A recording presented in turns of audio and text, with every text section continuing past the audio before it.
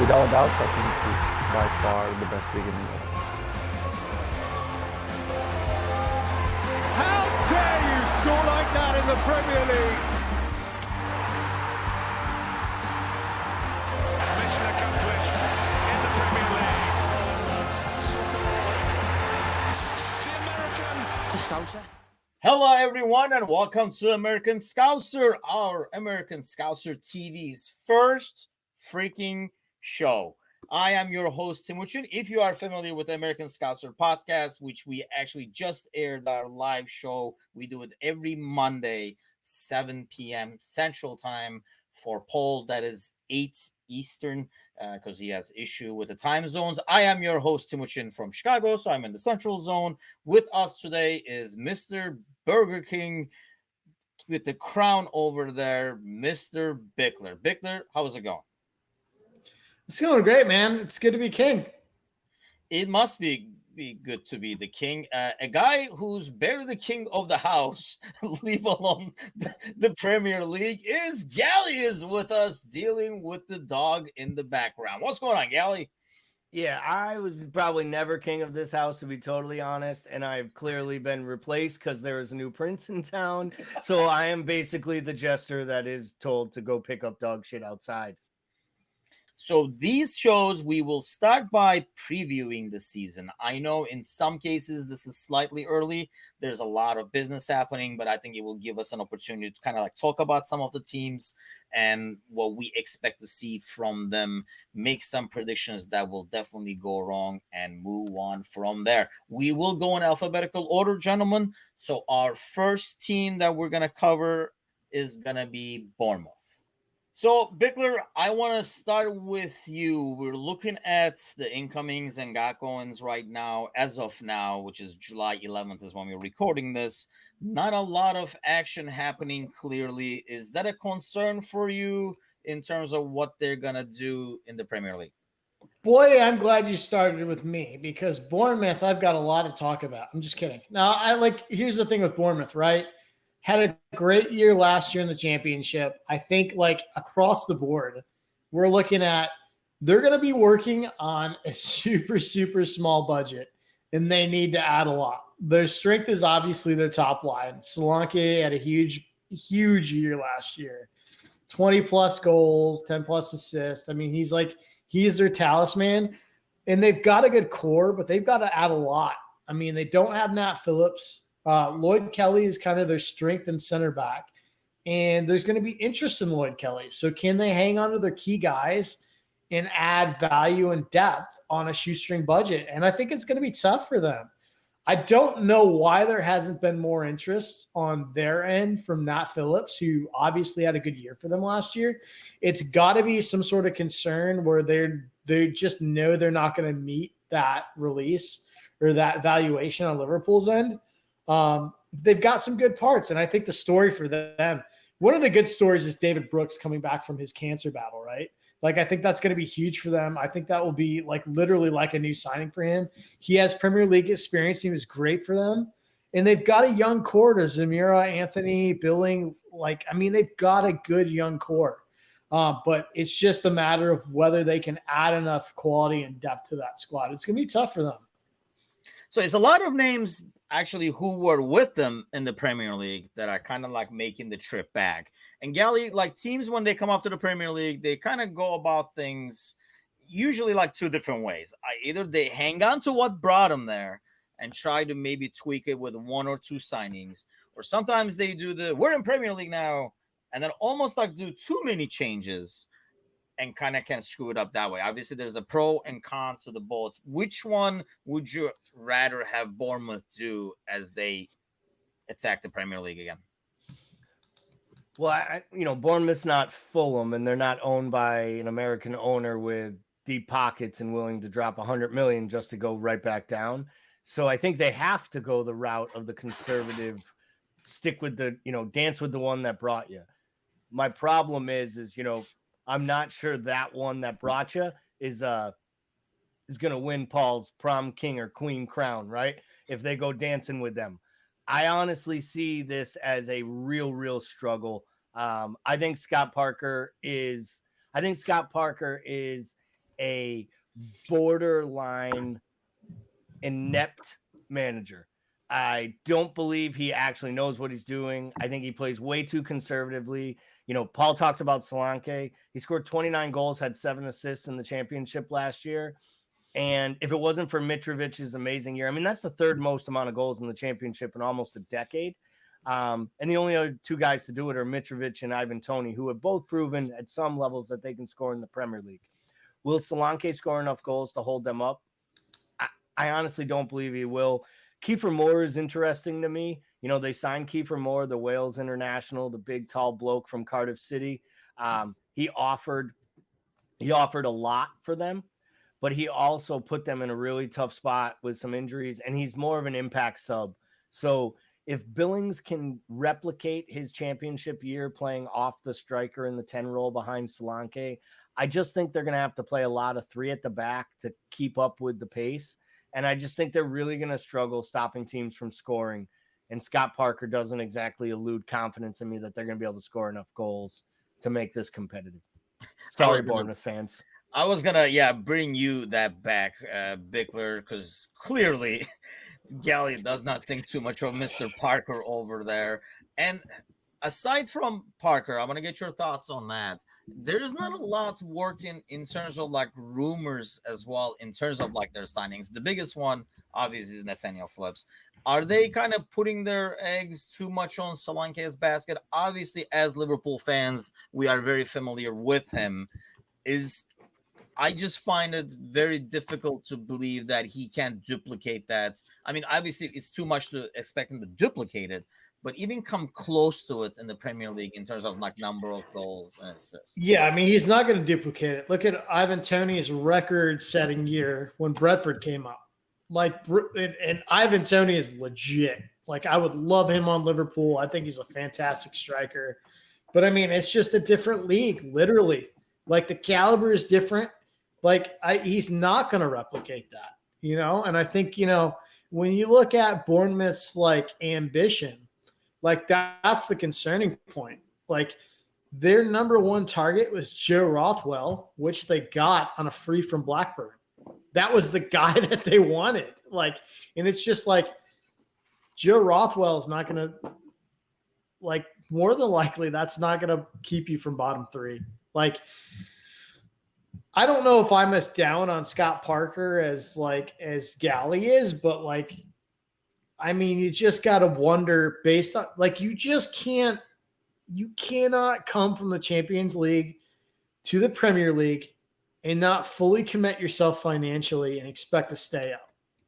It's just, there's very few situations. Maybe Fulham can pull it off this year, but they've lost a lot of talent. And the reason that Fulham could pull it off this year is because they have a lot of pieces that stayed, and they've got a lot of pieces that still have Prem experience that have had several years Prem experience. And Bournemouth doesn't have that. And I think Bournemouth's situation is they've got a lot of players like Anthony, Zamira, Travers, LeMay, those are all players that they got to try to find a way to extend it. That end in a year. So those players are they don't, I mean, as much as I'd like to think that they're fighting for that badge, they're fighting for their next contract. And the reality is they probably don't think it's at Bournemouth. Yeah, I mean, obviously, we keep having the graphic on the screen, even though there is not really much to see and much to look at there, Gally. But I mean, I'm afraid to ask you if any of these signings excite you at all, or do any of the departures worry you at all? Well, I mean, I'm mostly worried about Gary Cahill actually fulfilling, whatever obligations he has for child support and alimony or any other thing he has, because I mean, Gary Cahill basically was stealing. You're talking about me or Gary Cahill? A little bit of both. All right. He's got 6 to 8 inches on you, probably 6 to 8 inches on the waistline too at this point too. Size matters. It does matter. He was an absolute train wreck last year for them. He was supposed to be there to bring depth and security. I understand it. I was a little hard on Scott Parker, but he did nothing. Listen. If you guys don't think it's going to get much worse, we have 19 more of these to go, and we only get to talk about Liverpool once, guys. And I don't have much nice to say about anyone on all these pages of notes. Let me tell you. Hey man, I just told everybody we're going to be objective. You can't be just going around. This is going to be so much fun. No, it's going to be objectively rude. The reason I don't like Scott Parker is he proved to me that he struggles with coaching top-level talent in his 1 year in the Premier League with Fulham. He gets relegated. The same Fulham team. They basically kept the same team. The only difference was now they had Marco Silva, a Premier League manager. And yeah, he failed at Everton, but who wouldn't fail at that train wreck of a club? He kept Hull City up in tough times.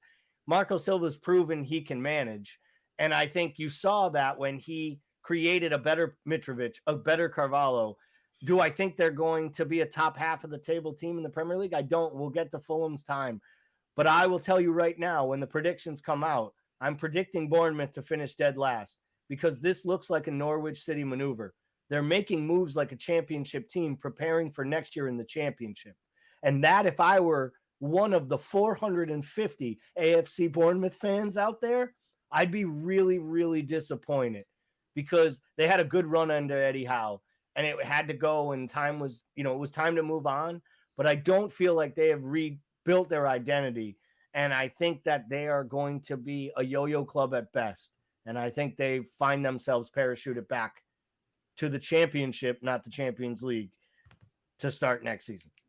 Yeah, I think, when I was talking about, how the newly promoted teams can kind of approach entering the Premier League, the hanging on to the talents you have with some finer adjustments and do the team thing rarely works. I think Sheffield United's comes to mind like recently. Brentford? And then Brentford, I guess, another one. But even they made some adjustments that were, I thought, key at the time. It is rare. So I agree, as not as strongly or as rudely as Gally, I guess. But I do agree that I don't see Bournemouth being able to. Like you say, it is still early. And I'm sure they're going to be kind of waiting on the loan market and see how many players Chelsea's going to loan out this year, kind of an ordeal, and see if they can get some talent that way to help them. But based on what we've seen so far and what they're kind of like working with, I do not see them staying in the Premier League as well at the end of the season. How about you, Bickler? Yeah, it's going to be tough for them to survive the drop for sure. So we all have Bournemouth going down back to the championship, huh? I'm sure in our first episode over here, there'll be a lot of Bournemouth fans rooting for us. Way to start it off, boys. Way to start it off is right. You think Bickler's having a rough night with all these size matters jokes. Bournemouth is going to have maybe Bournemouth will get the last laugh at the end of the season. Yeah, we're laughing about size matters and me, but I got more kids than all of you. So, I mean. Fact. We honestly believe that Bournemouth has a fan here in the Maybe United that States. just has to do with my work ethic. Maybe I'm just trying harder. So, guys, next up in our predictions is we're going to take a look at Arsenal, who has been a busy team with a lot of rumors of more to come. Gally, I want to start with you when it comes to Arsenal in terms of what do you think of what they have done so far and how will it help them in this season? So they've done a lot, right? They've been rumored to be interested or working on signing, I believe, every single right and left winger in the entire top 5 leagues.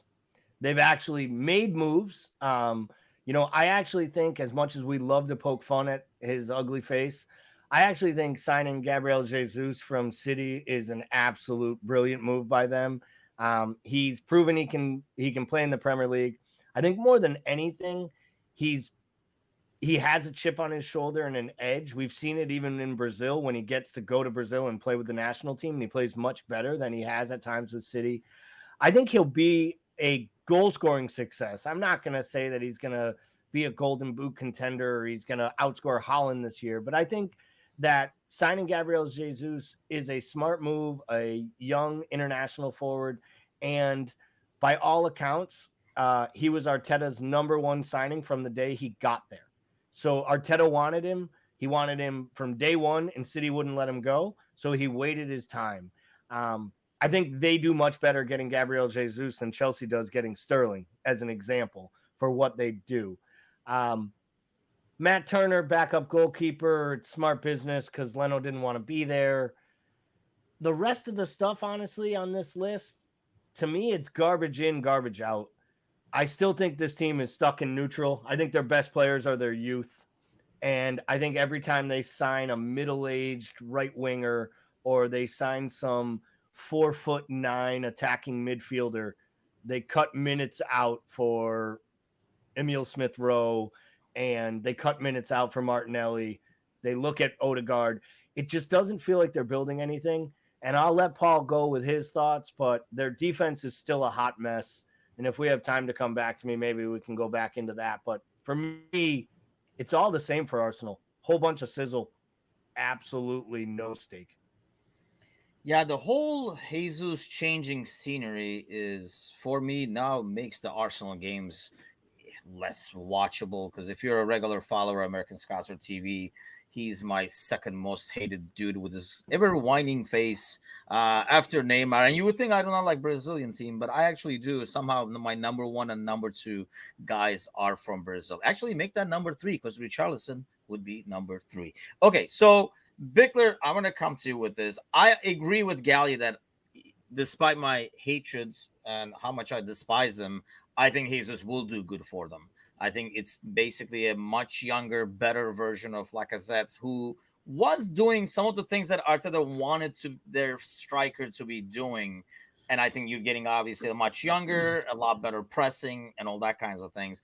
I think one of the names, the Vieira from Porto. What do you think about that one? Because I know I've heard both. I've heard some Arsenal fans really excited about it, and I've heard some Arsenal fans saying, well, this is going to be another guy that's going to get lost in the mix, kind of like what Gally's saying, because it's like an area that is kind of crowded for him with young talent.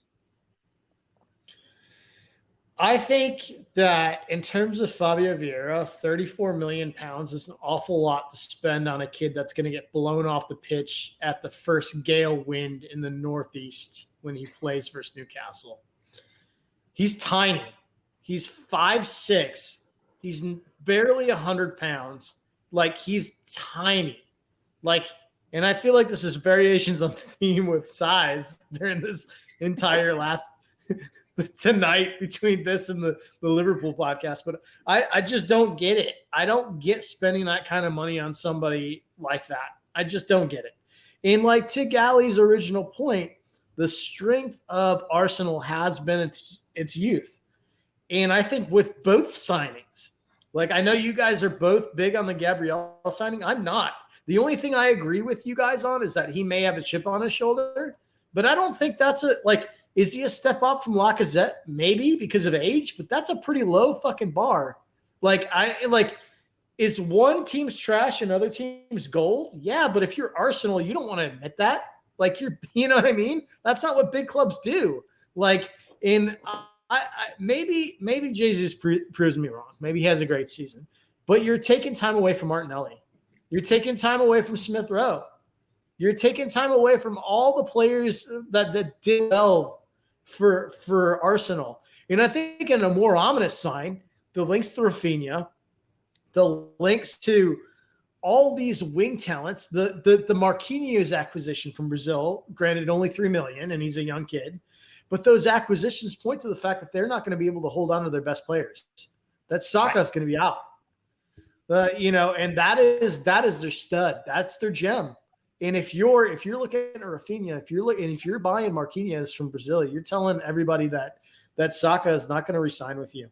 And I think that's the dark cloud that's going to be hanging over Arsenal. Now, Tielemans is on the board for them. Grimaldo, there's been a bid lodged for Grimaldo, left back.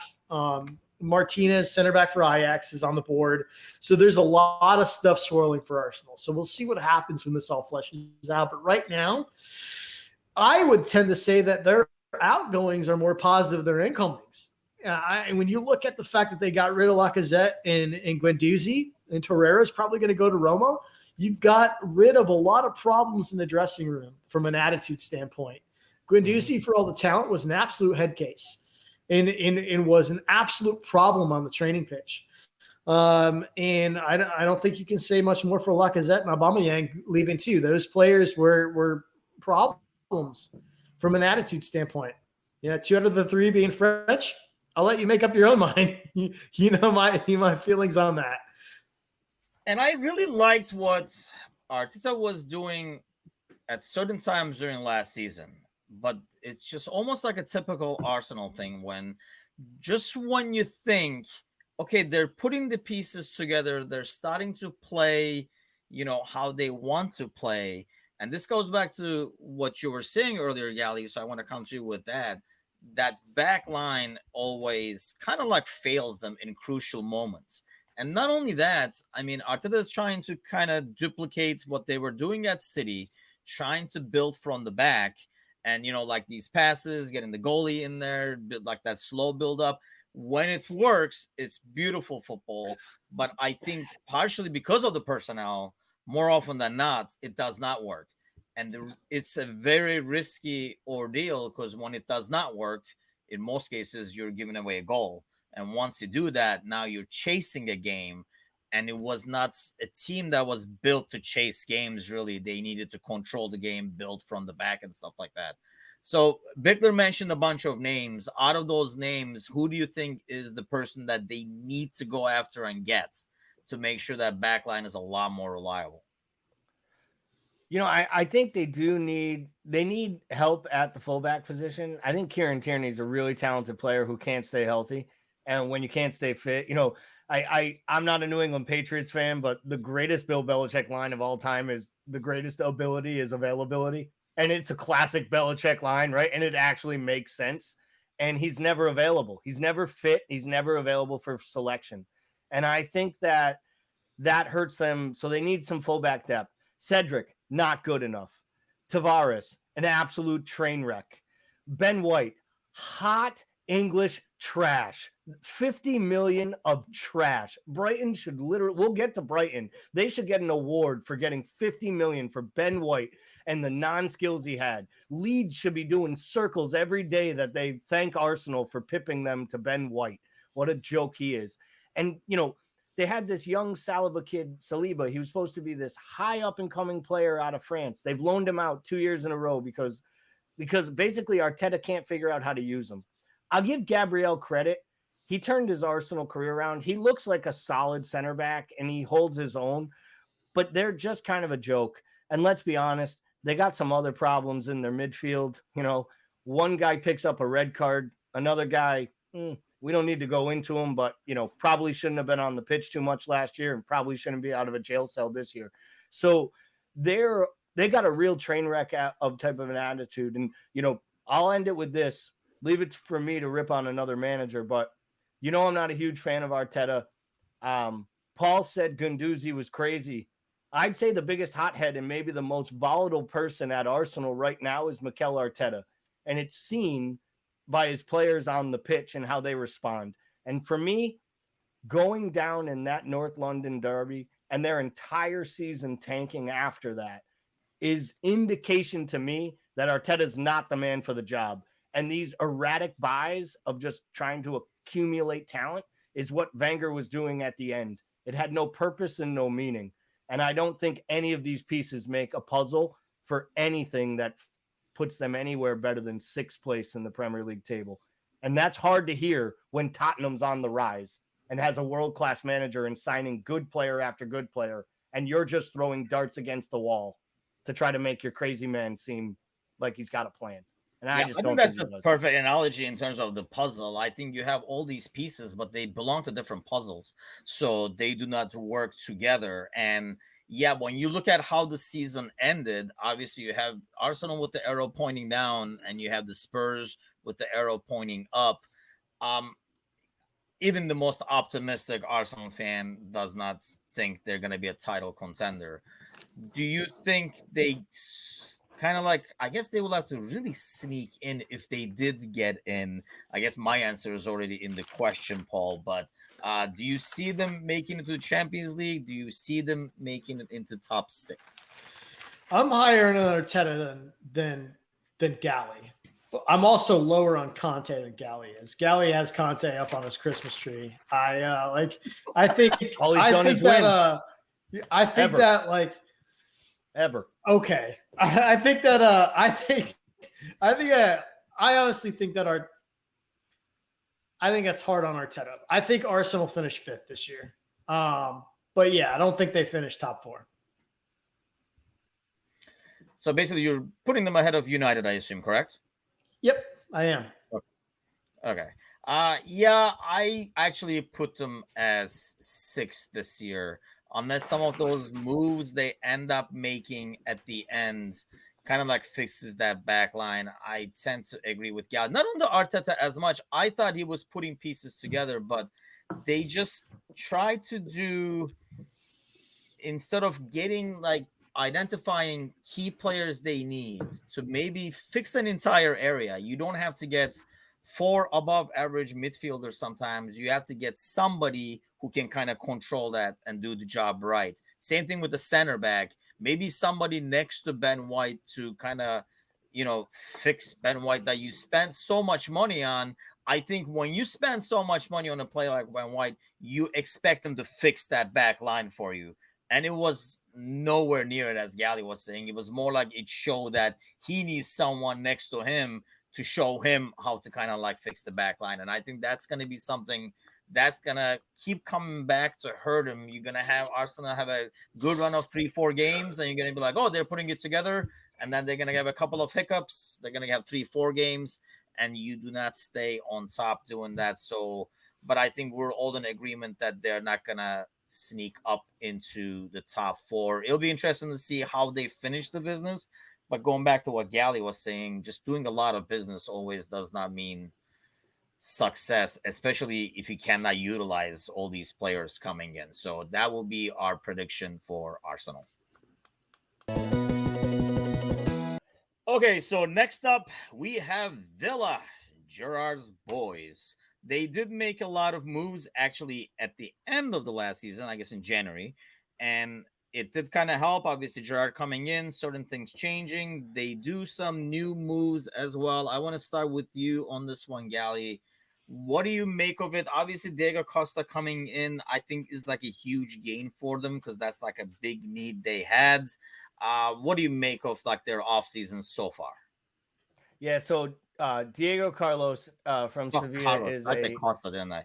God, yeah, that would be my 4th most hated player. Go ahead. I was going to say, if we're talking about Brazilians with a face that his mother would love to punch, I think there's about 5 different countries that have adopted him just to punch him in the face. Diego Carlos is a very, very talented center back. He's been rumored to be on the way to big clubs in the past. That to me is a real steal for Villa. It's not nearly as big a deal as signing Boubacar Kamara on a free. The talent that man has, I know Paul's going to go into him, so I'm going to let him talk about his skills because I know he loves him as a player. I love what Villa is doing. My issue with Villa is they made a ton of moves at the beginning of last year.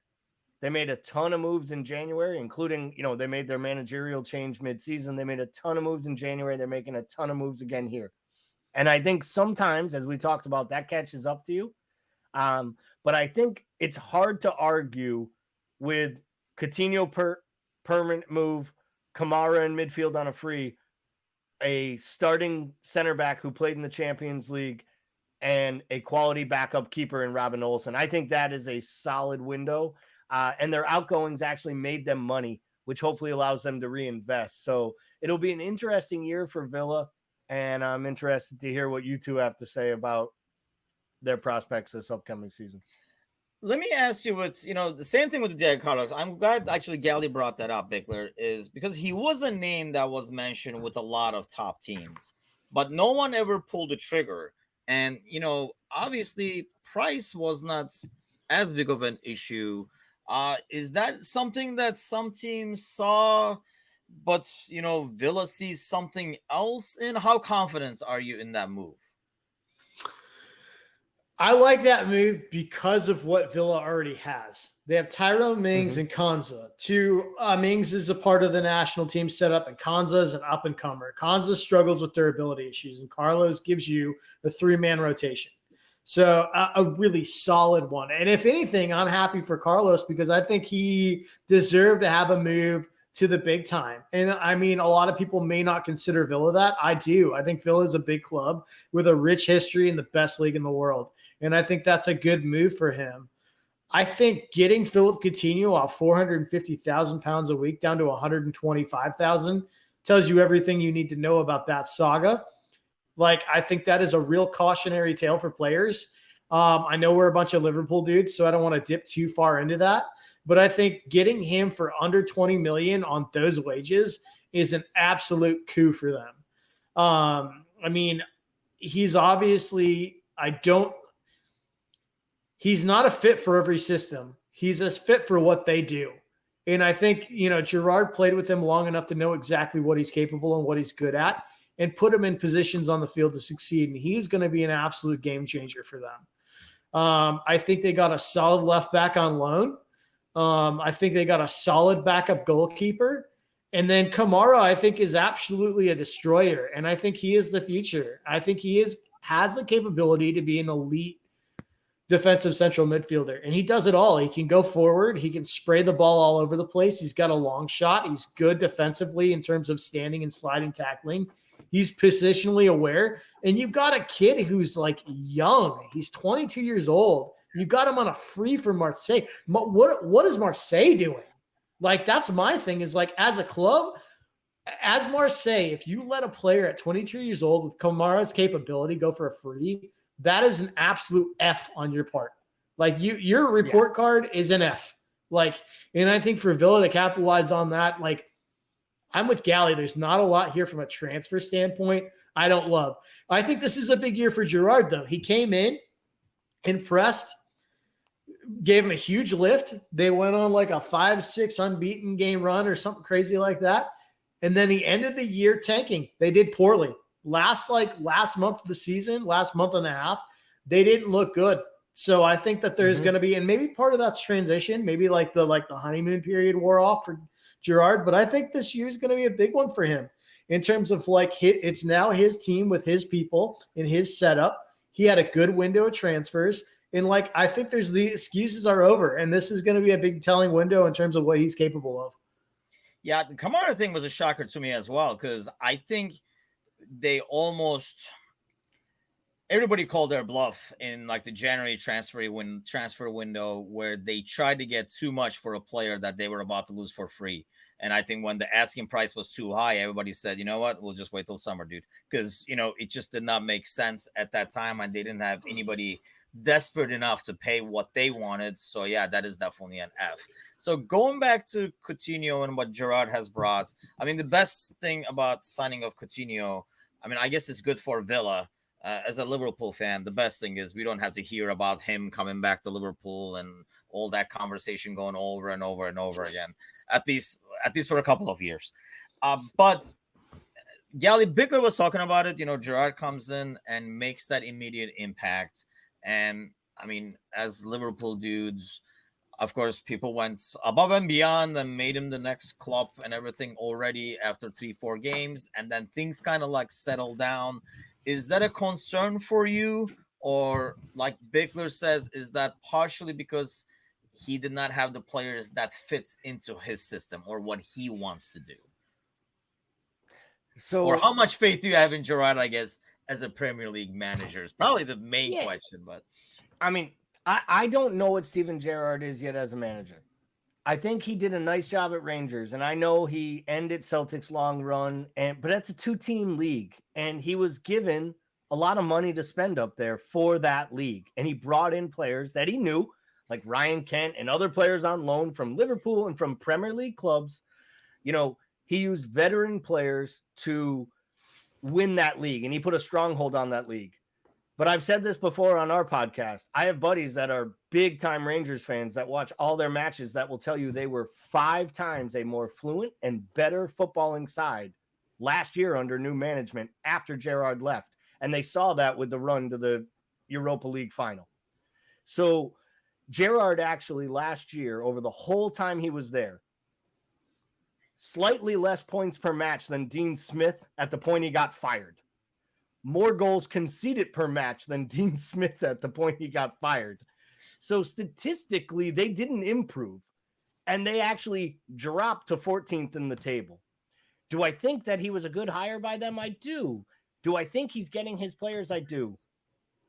I'm not someone who I'm with Paul on this. I'm not someone who's clamoring for him to be Liverpool manager. So I don't feel like I have to root for Villa every weekend for Stevie's legacy to grow so he can someday sit in the dugout and I can bitch about him making bad decisions like I do other managers. So for me, I think it's going to be a tough year. I'm not sure it's going to go well. And I would actually go so far as to say if they're not greatly improved, I'm not so sure he'll be the manager the following season because he doesn't look like a guy that wants to fight long term. You know, it's hard when you're that great a winner to like toil in it. And I think he struggles. You look at the players they bought last year, he got nothing out of Bailey. He struggled with how to use Ings. He didn't get anything out of Watkins until Ings really got hurt and Coutinho got there to play in the 10. And I just think that there are pieces there with lots of talent, but I don't know that he's ready to put them all together. And I just don't know he has an actual attacking tactic to his setup. It's just very compact, very defensive. And I think when they open up, they basically open themselves up at the back. And I don't know that he has the pieces yet to answer to that. So I think it's going to be another tough year for Villa, honestly. I agree. I think the thing with Steven Gerrard is, I mean, obviously as a Liverpool fan, we all root for him. We all love Gerrard and we want him to be successful. But what I have seen so far is that you kind of like alluded to with the Rangers too. He does a lot with, bring in some of the familiar faces or players he's familiar with to put into a system. And the problem with that is it's very short term because you eventually run out of guys that you are that familiar with, that you used to work with and stuff. And you got to kind of develop the players you have and build your own system with those players. How much confidence do you have, Bickler, in Gerrard being able to do that with Villa? Because now with an off season, with some new additions, do you put him on the top of the league or is it going to be a club that's going to struggle? What's funny is like the betting odds have him like well inside the top 10 of the league. And I don't agree with that. I'm with you guys. I wouldn't be surprised to see him in that sort of 12 to 14 range. Like that's kind of what I see happening. And that's crazy because I think the talent on Villa is much better than that. And like, it seems weird to say that, like we see our club legend underperforming as a manager, but like, I mean, I agree with you guys. I think he's got some, like, I think he's sound. I think he can tighten up a team defensively, but it really lacks any sort of tactical complexity.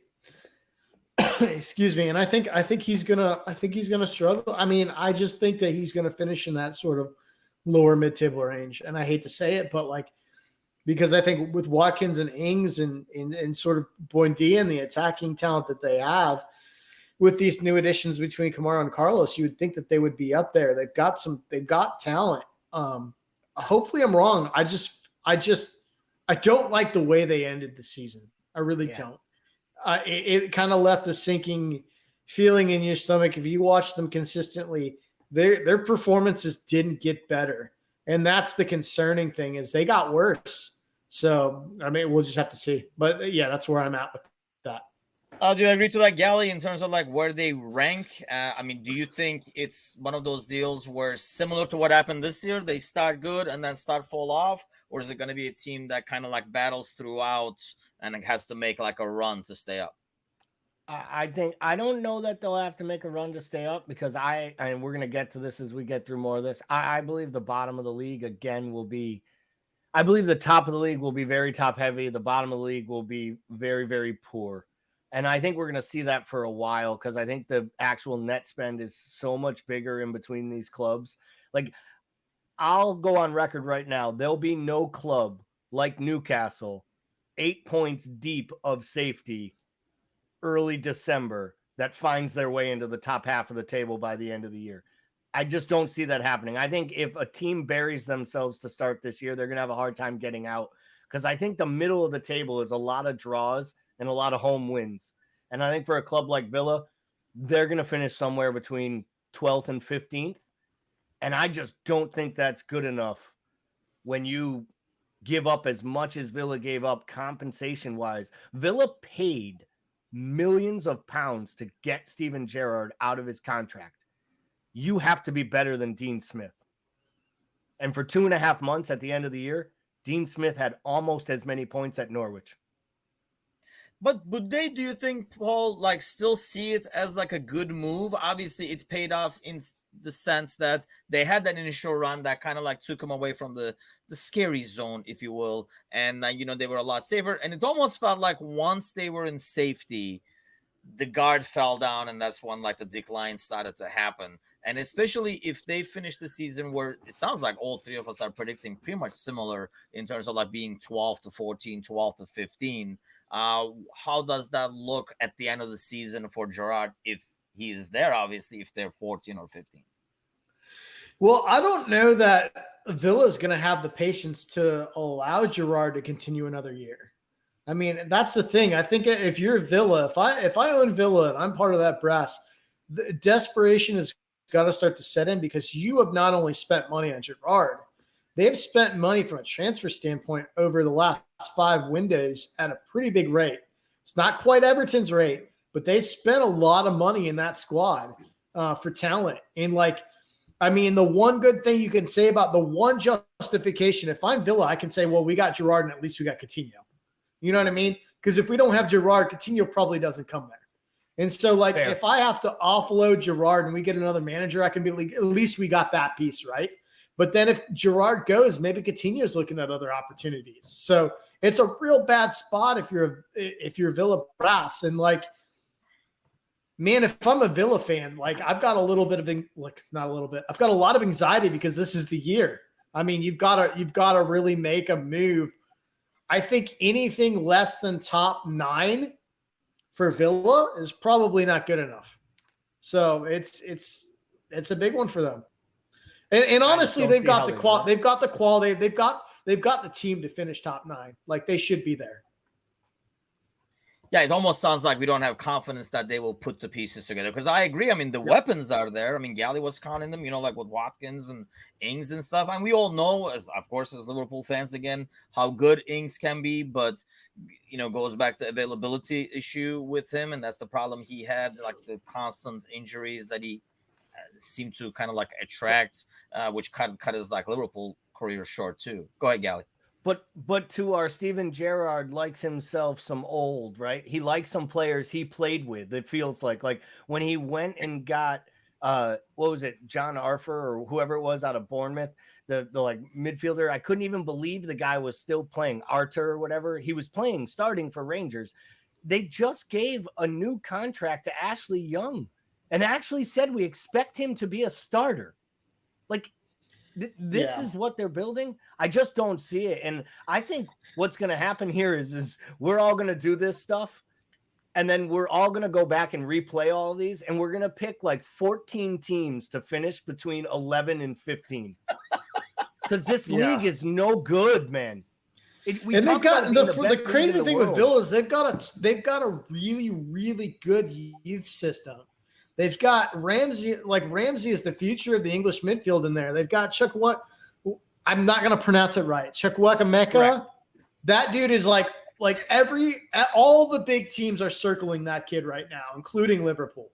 They've got some key pieces and they're going to start them behind 30-year-old Louis. You know what I mean? It's just they've got pieces there.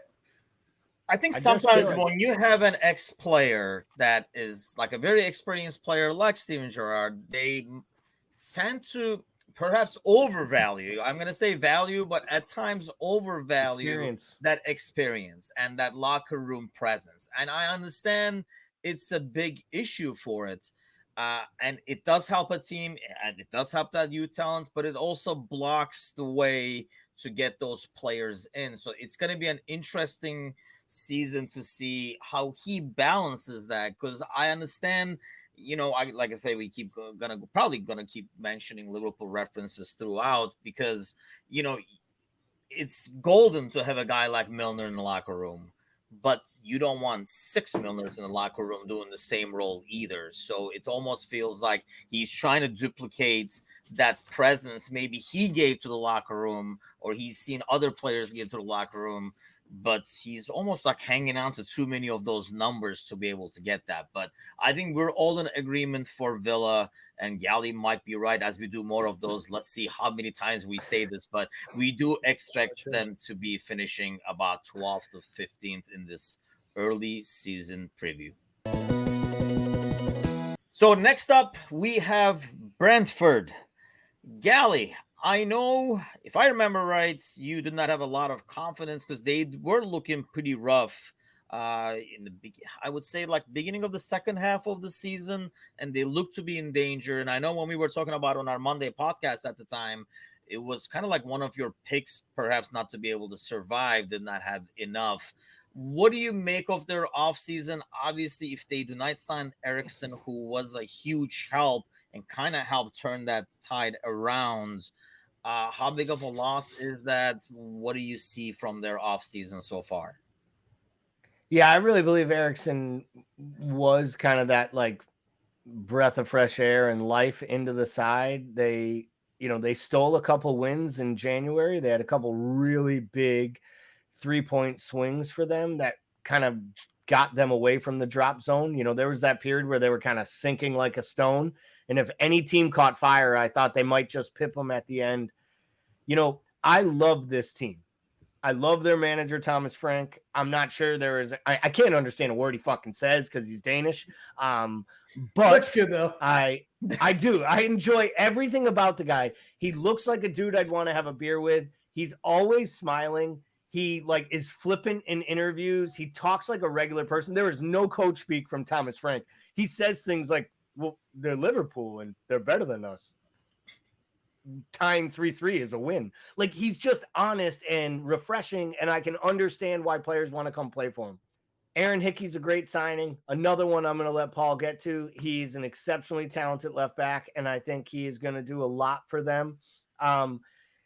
Wisa, the attacking player that came on in the second half, was an impact sub for them. I think he'll play a bigger role out of the midfield and offer some goals. I still think this is another squad that could struggle this year, because similar to like a Huddersfield, similar to a Sheffield United, sometimes you catch lightning in the bottle and you show up on the opening day and your crowd almost wills you to beat Arsenal and then wills you to believe you can stay up when you have so much less talent. I think in year 2 of a Brentford, a Huddersfield, a Sheffield United, I think year 2 is a lot harder to sustain success over 38 games.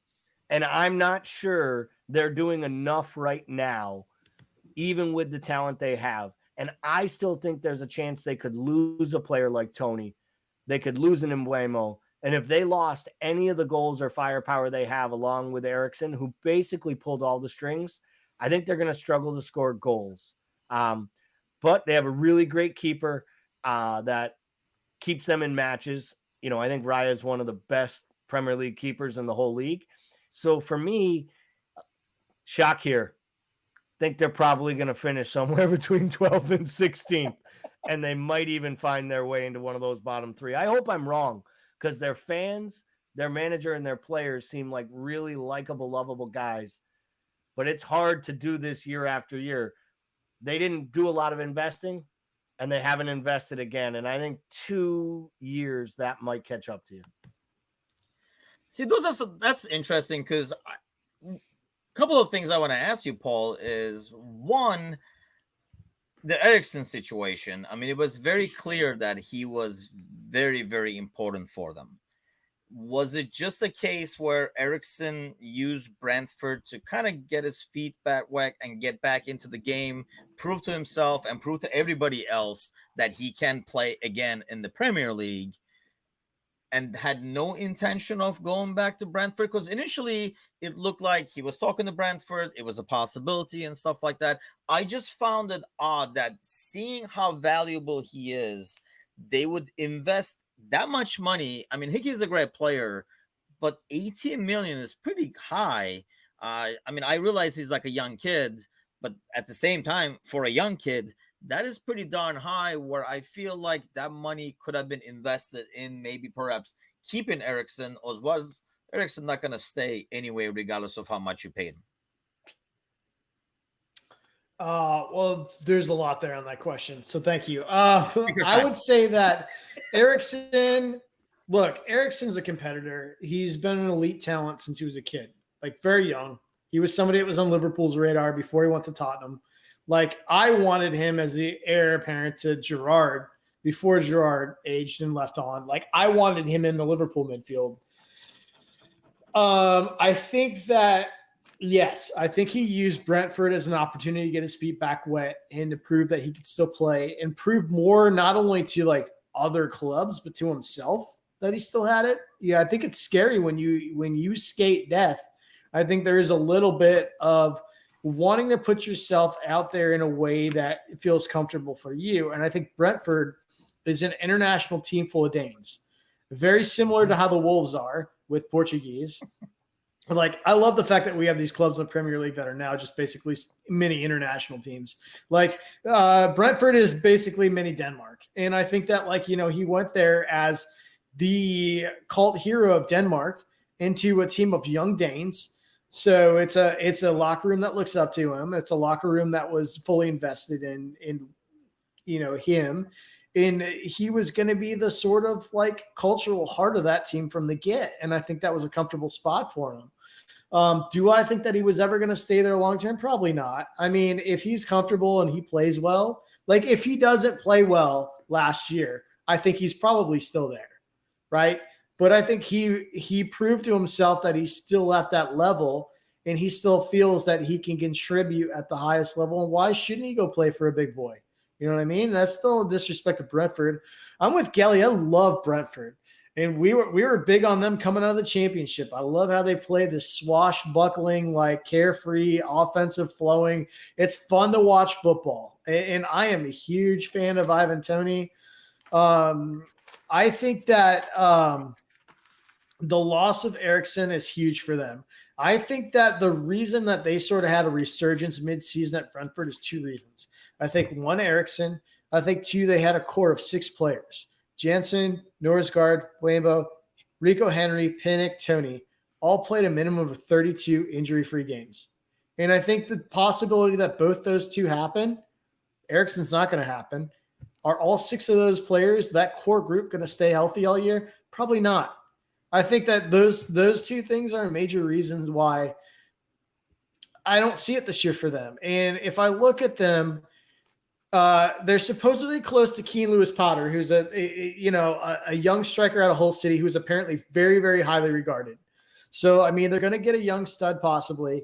But other than that, they don't have a whole lot going. Hickey is a phenomenal buy at $14 million.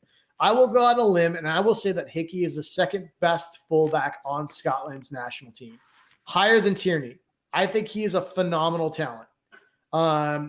Maybe higher than Tierney just because he's available. But I think that he's a phenomenal I think he's a really, really, really good pickup for them. I think he's incredibly underrated, and I think he's a big, big talent. All that being said, I think that they're extremely vulnerable defensively. I think that they're super open at the back. And if they don't have, even if they get Lewis-Potter, if they don't have a significant addition at the heart of that team, like at the spine of it, midfield and defense, I'm going to go out on a limb, and I think they'll be one of the 3 that hits the drop this year. I really do. I think they have a possibility of dropping because you got to remember, before Eriksson came, they started out really hot. And before Eriksson showed up, they were sinking like a stone. Like, they were dropping down that table really quickly. And I think that as much as I love Brentford, man, I think that they're one of my surprise teams to hit that drop this year. Yeah, I mean, when we were talking earlier in this episode, I mean, we're talking about Bournemouth coming up, and we kind of talked about how, sometimes teams don't make too many changes, kind of ride that momentum coming out of the championship, and they can succeed. And I know, Gally, you brought up Brentford because they did well, but to be able to sustain it, you got to keep building on that, because that's partially that run and that starts, like you're saying, kind of like the fans and that excitement willing you to get those golden points in the beginning of the season does not always happen in the second and third season, and that's when teams start to struggle. I agree that I do. Potter, I don't know as much about. I happened to watch him play against Fenerbahce because they were playing a friendly with Hull City. He didn't look all that, but then again, he was probably trying not to get injured to be able to seal this move at the end of the day. So it's kind of hard to tell. But I don't know if it's going to be enough pieces for them to make up for the loss of Eriksson, who kind of ran the show for them. And I put him on the bottom 5 for this season.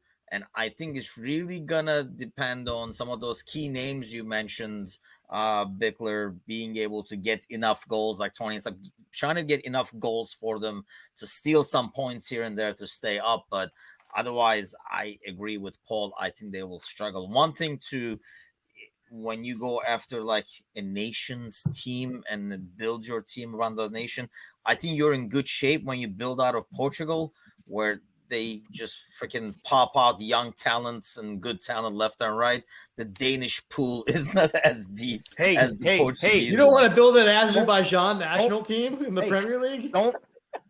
Don't sleep. I'm gonna tell you right now, Timucin. Denmark's good. Don't sleep on those Danes. Do you know that they're like the 6th or 7th betting favorite to make the World Cup semifinals? Oh, but I mean, in terms of depth, what I'm talking about. No, I'm kidding. But it shocked me. I was looking the other day, like looking. Yeah, we are selling the Danes short a little bit there. They actually, I mean, they were the surprise team at the Euros. Arguably, obviously, the emotional aside from Eriksson. Eriksson breathed life into that club at the absolute moment they needed it, and it wasn't just the assists and his fluttering of play and seeing that like top end talent that they've never had at their entire club, having like a borderline world-class player, but it was the emotional lift of having a guy they all respected since they were literally my size or little boys. And they genuinely size matters. And I might be the tallest and I make fun of myself on this podcast. But you know, I really do believe the emotional lift that he gave those players by walking on the pitch and the way the crowds, the opposing crowds, it helped them everywhere they went.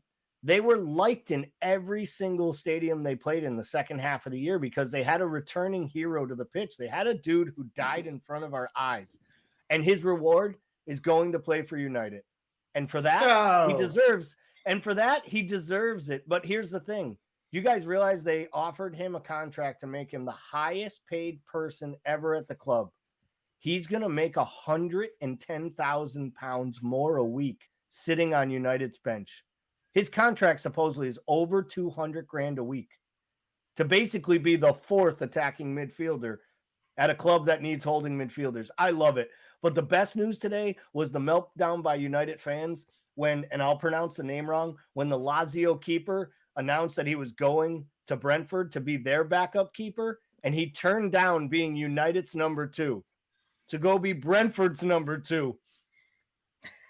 It's a wonderful, I think every wonderful, team we mentioned, we're world. going to find a way to go after United. Where do you, as we should. Where do you put Brentford's? What was your prediction for Brentford's? I do think they're like you. I think they're in they're one of the 3 clubs fighting for the last spot. I'll fill in my other. I've already told you Bournemouth is going to finish dead last, and I think Brentford will be right there fighting it out in that spot. We saw Everton and, you know, who was it? It was Everton, Burnley, Leeds, and Burnley. I think it'll be like that again. There'll be 5, probably 4 fighting for 1. I think there's a couple teams that'll be destined for the drop, and I really believe that Brentford might be one of them, as sad as it will be for me to see Thomas Frank interviews go away, even though I don't understand a word he says, but the smile literally just makes me smile. it makes me think I'd want to play for them or work for them. Yeah, it is definitely like a team that you want to root for just by the style they play as well, and their stadium, and it's like their fans' passion. It's like a special atmosphere as well. But I think we're in agreement that it's gonna be a tough year for them. Then again, like I say, it is early in July. They might be able to, similar to what we said about Bournemouth, dip into that loan market at the end and add a couple of key pieces that will help them. I'm sure they'll find a Danish player to loan somewhere. But that is our early prediction for Brentford.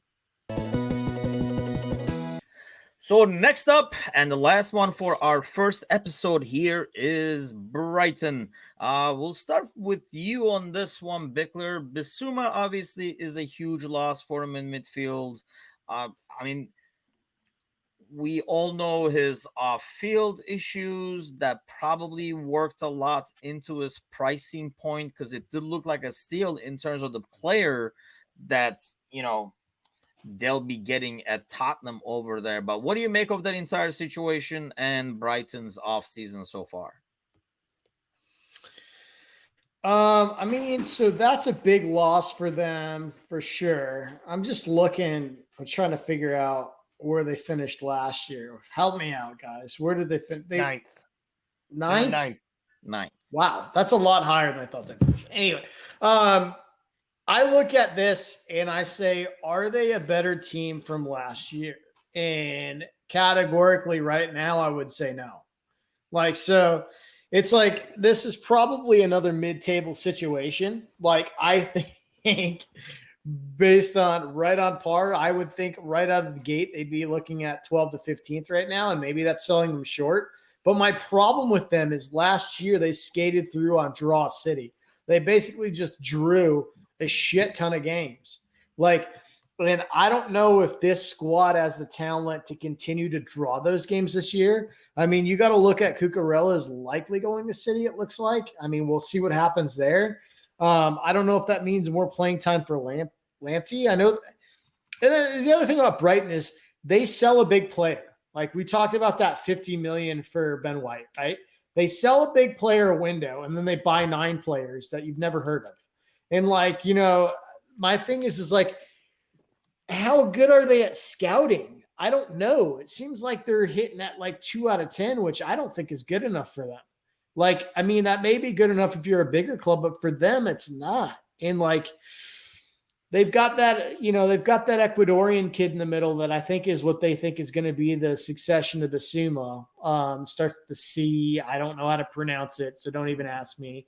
Ecuadorian kid starts with the C, pretty good. They're also buying this Paraguayan kid, which Gally is very high on. I have not seen enough of him. He's 18 years old.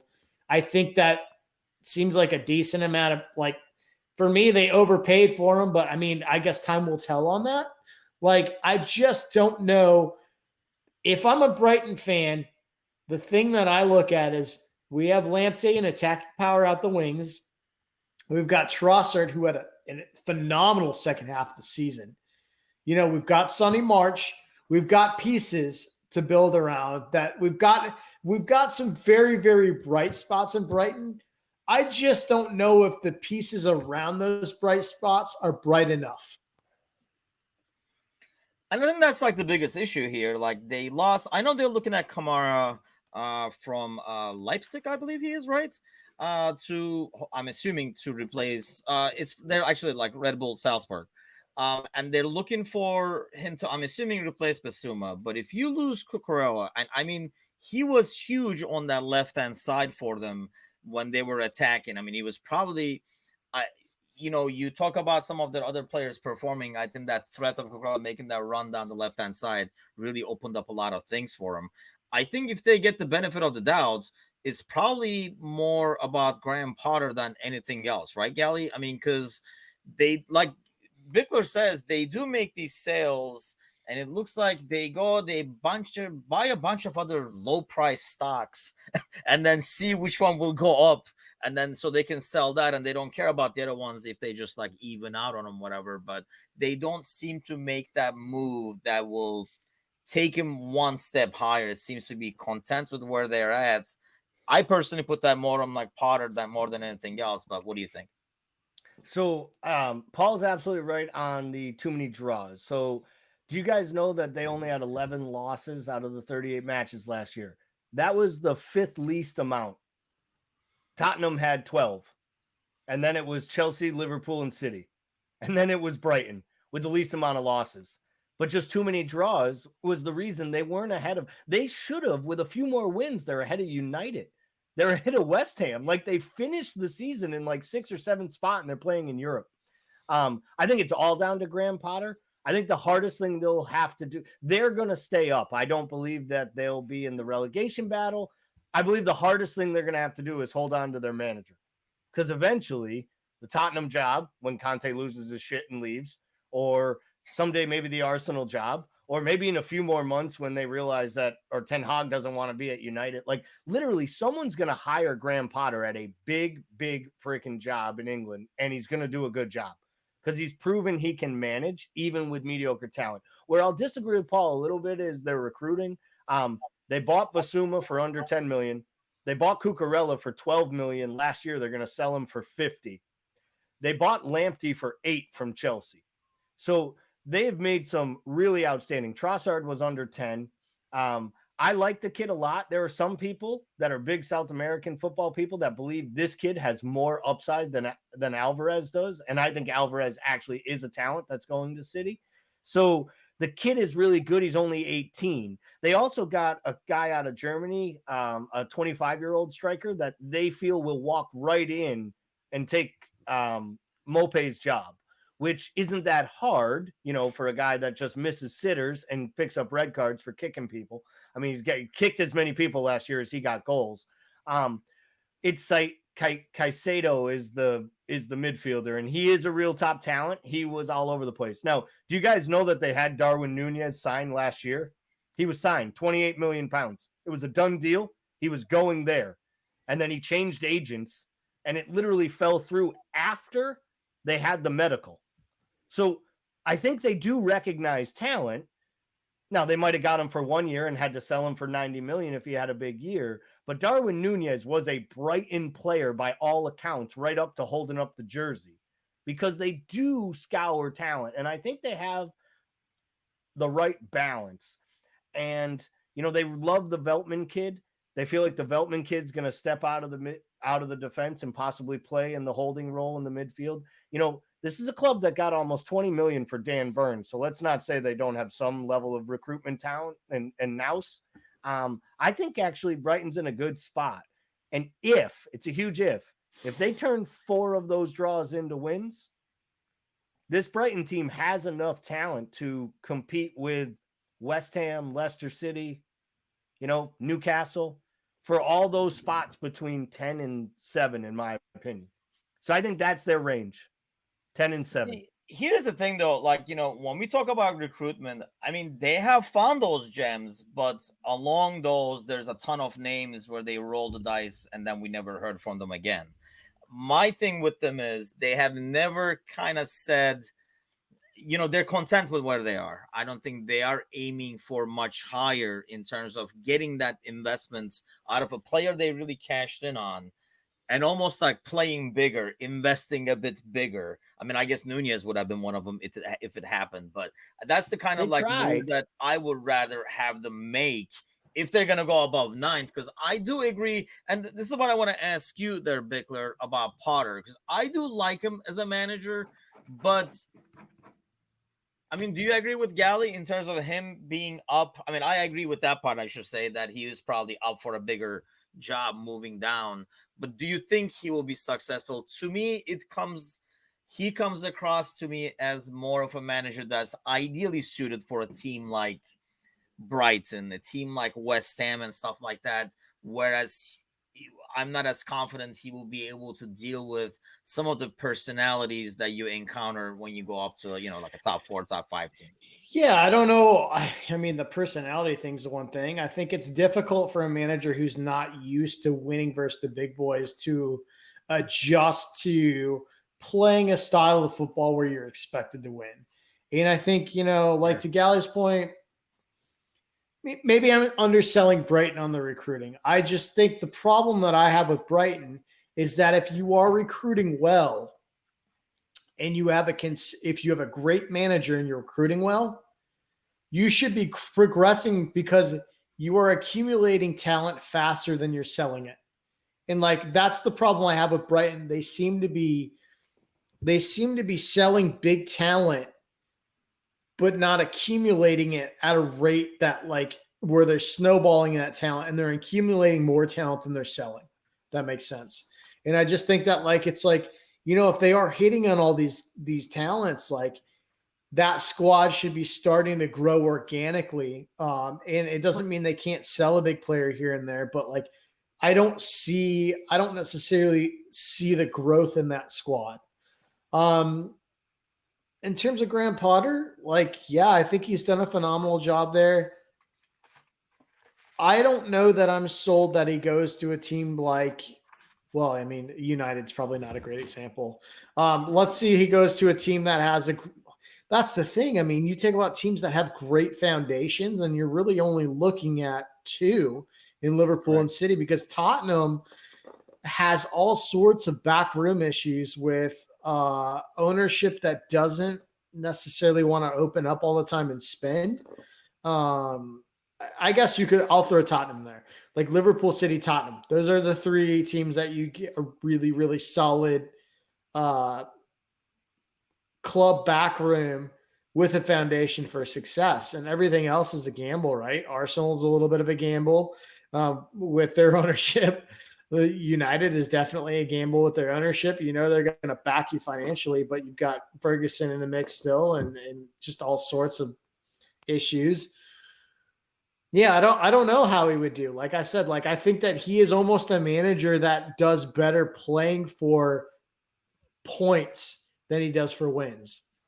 That makes sense. Like I think that like him getting points off big teams is what he's good at. That kind of explains, I guess, the number of draws they've had. Yeah, and when you're a big team, getting points off other big teams doesn't cut it. So, Gally, if you're gonna, because you said they're about 8 to 12, right? That's where you kind of put them. I mean, what would they need? What would they need to add for you to say, they might shoot for like a slightly higher 7, 6, 8, somewhere around there? A striker to score 15 goals this season, because they haven't had that in 4 years. Okay. Like they need a focal point. And I think that is what to Paul's point, they've bought, what was it?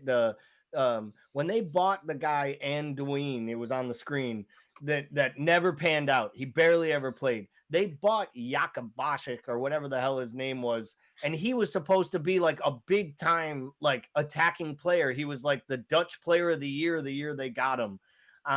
Florin Andon. He was supposed to be this big time. He was going to score goals. I think they try, and I think they're a prime example of the type of club that can't make mistakes. And that's the problem. They don't put 40, 50 million. But let's be honest. If Graham Potter, and this is where I disagree with you guys, if Graham Potter was the manager of Leicester City, they'd be a better club because he's a better manager than Brendan Rodgers. And I'll say it all day long. Brendan Rodgers will be the first or second manager fired this season.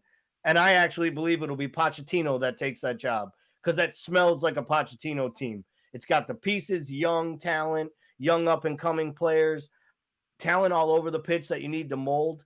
And Leicester has regressed from, honestly, the first year that Rodgers was there. I think Graham Potter could coach at West Ham. I think he could coach at Leicester City. And I think he could coach at Arsenal, to be totally honest. But we all know how I feel about Arteta. So, no, I'm being real. Graham Potter's done more in the game of professional football as a manager than Mikel Arteta has in a year and a half. He really has. And so to me, he has to get that opportunity before I'll say he can't win with good players. I'd like to see him with some really talented players. But McAllister has made their team better. Motor, before his injury, really looked like he was going to add something different to Brighton from an attacking player on the wing. I actually think they have some solid pieces. I just think they need a goal scorer up front that can score goals when it's created, because Trossard creates too many opportunities that find the fifth row and not the back of the net. And I think that there are a few of those in that side. And I think with a goal scorer, and I don't know if they have it or not, but with a sure out Premier League striker, you give them Jamie Vardy, I give you a Europa League spot. And I mean, the goal scoring Jamie Vardy of a couple years ago, not the guy with hamstrings as tight as ours. The party, not the guy who's, if you will. Yeah, not the guy who's thankful that Wayne Rooney's moving his wife across the pond. only for him and his crazy wife. Did you hear about that? He bought the freaking soccer team in Rochester, New York. Kelly's so excited. We're going to be in a dive bar some night in Rochester, and we're going to walk into a Vardy party. My favorite thing about Jamie Vardy is the day he took his shirt off the pitch to wipe his brow, and it realized that he has a tramp stamp that says Vardy across the back of his. He literally has a license plate. He's a dude. Like, someone needs to let that dude know. It's amazing. A Vardy party. Yeah, this is turning out to be a great time to end this podcast, I guess. What is your I'm inviting Jamie Vardy down here to go to Myrtle Beach. It's official. Tell me it wouldn't be the most fun if you had to pick 5 people to go out drinking with from the Premier League. Tell me Jamie Vardy wouldn't be one of them, and I would invite him just so his trashy wife would show up, and because she would make the place even crazier. They are literally like a couple off the card. They make the Kardashians look like they're part of the royal family. Where do you have him for the prediction at the end of the season there, Bickler? I think they're going to regress this year. I see him in that 12 spot, 12 to 15. I see him dead mid-table. I would say 10, 11, 12, right in there. I put them 8 to I don't 12 think they'll be as low as 12 to 15, but I think they'll be 10, 11, 12, right in there mid-table. Yeah, I think 10 to 12 sounds about right. I just don't know if they're going to be able to replace, especially, I think it really for me hinges on Cucurella. If they lose him, I can see them going 12 and under. I think if they're somehow able to keep him, I can see them being 10 to 12 or 8 to 12. Unfortunately, not happening. Cucurella is already in City. It's a done deal. They're just waiting to make it happen because they're going to grease him for the money right to the end. They're going to get 50, 60 million for a guy they paid 11.4 for last year. Is there any team in the history? Is there any team in the history of football that spent more money on fullbacks than Manchester City? It's obscene how much they've spent on fullbacks. I think they've spent more than everybody else combined for that spot. Just fullbacks. Yes, just on the fullbacks. If you look at the other teams. Well, can't wait to get to the Manchester boys. But for now, this is our Premier League show. Next week, we will be back with the next 5 teams and find out what other managers Gally hates. And the King will be back with us as well. Take care, everybody. See you guys next week. Thank you for watching tonight's episode. Make sure to like, comment, and of course, subscribe. And keep following for more great content at American Scouser TV.